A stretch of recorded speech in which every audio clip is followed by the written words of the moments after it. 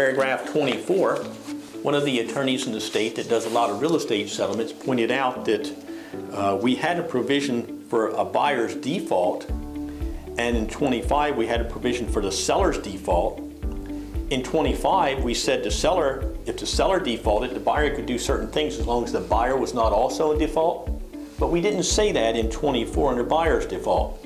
So we added that language. The buyer can do certain, or the seller can do certain things under a buyer's default, provided the seller is not also in default.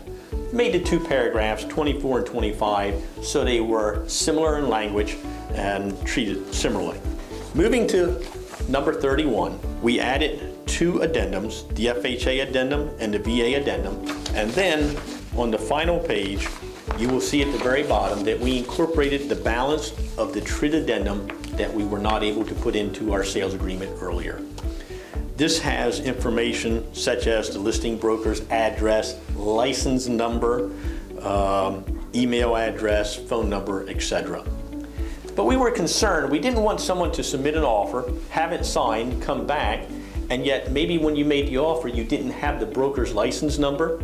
What, you filled it in when you return it? Does that constitute a counteroffer because something's changed? We wanted to make sure that everyone understood that that last section, that last third part of the last page is for informational purposes only. In fact, it reads, all contact information below is included for informational purposes only and should not be construed as part of this contract.